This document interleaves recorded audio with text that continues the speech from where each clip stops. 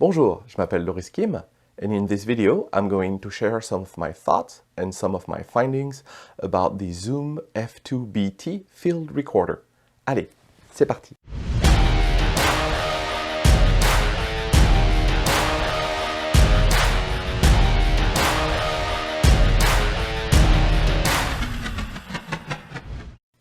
I am going to start this video with my final thoughts about the Zoom F2BT field recorder.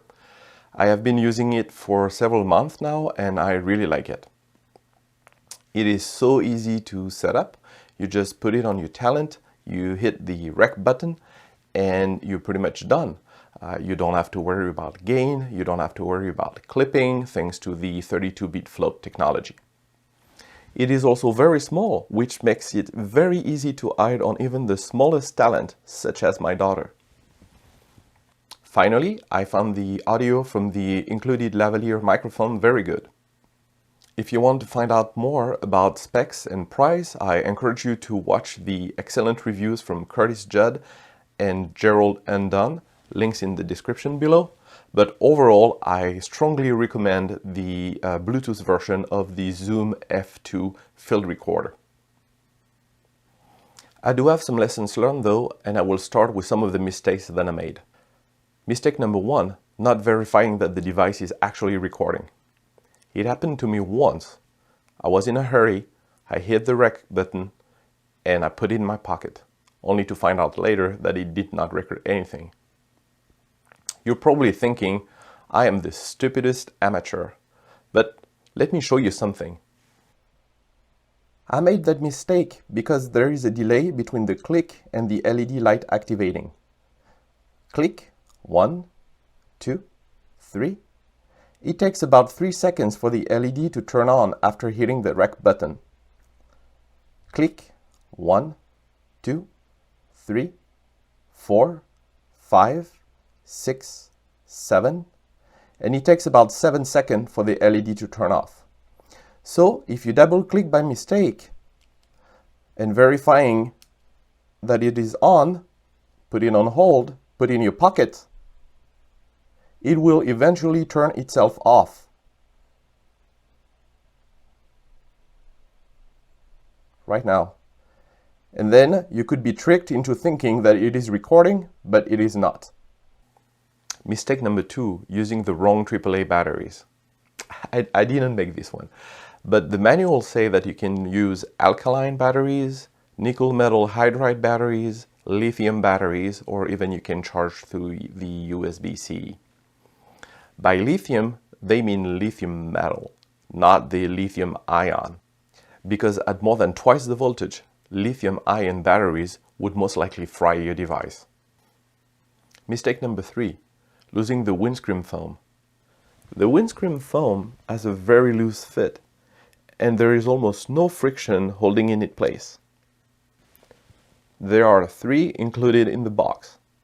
I lost one the first time I used the F2. And then I almost lost a second one, but I was lucky enough to see it fall on the ground at the time it happened. Be aware that those come off easily and will be very easy to lose. Now I will share some of my observations. Observation number 1. 32-bit float provides great peace of mind, especially in situations where volume is unpredictable. I typically use the Zoom F2 on my daughter, whose volume can go from whispering to yelling in an instant. 32-bit float allows you to go from this.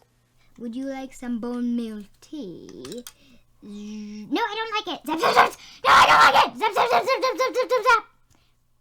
To this. Would you like some bone meal tea? No, I don't like it. Zap, zap, zap. No, I don't like it. Zap, zap, zap, zap, zap, zap, zap, zap. In all fairness, I could have used the safety channel at -20 dB on the Rode VideoMic NTG, and I would have been able to salvage the audio. But most in-camera audio, as well as a lot of external mics, do not offer such feature. Observation number 2, the F2 is very tiny. So if your talent is on the smaller side, like my daughter, it's going to be much easier to hide the Zoom F2 than, for example, the Zoom H1. Observation number 3. The startup is on the slow side. It takes more than 20 seconds for the F2 to be ready after it has been powered on. Since battery life is so good at 14 to 15 hours depending on the battery type, and it is so easy to swap batteries, I would just recommend to keep the device powered, especially that it takes another 3 seconds just to start recording. Observation number 4. The file name and the modified date will be different. The file name will have the correct date, pending you selected that option in the app. But the created date will be off by several hours and will appear that the file was created a day earlier. I really hope it can be fixed by a firmware update in the future, because it makes organizing a lot of clips and various media much harder. Observation number 5. Battery indicator is very unreliable, as it can turn orange and then it can turn back to green. I would normally not monitor battery level anyway because the device will be attached to my daughter. I would just swap out the Eneloop Pro batteries with some fresh one half day and not worry about it. Observation number 6. You could experience a loud pop noise from the jack wiggling inside the mic input socket. I am able to reproduce this on my device, but it requires a significant amount of force, and it is not something I have experienced during normal use. Neither did the much more knowledgeable Curtis Judd. But it is something that could happen, and if I was a pro, I would be concerned. But I'm just an amateur, and the Zoom F2 has saved much more audio clips than the ones it has ruined. Actually, that pop sound only happened to me once, and that was on the field, and that was when I was actually setting up the mic on my daughter. Okay, well, that brings me to the tips section of the video. Tip number 1, you can mitigate that jack wiggling inside the socket, creating that loud pop, by using gaffer tape. Tip number 2, this one is to address mistake number 3. You can actually pinch a little bit of the foam with the clip of the lavalier mic. That way it stays very secure and you're not going to lose it. If you found this video somewhat useful, please applaud by clicking the like button. If you hated it, you probably stopped watching a long time ago. If you have any questions, please leave a comment below. Thank you for watching.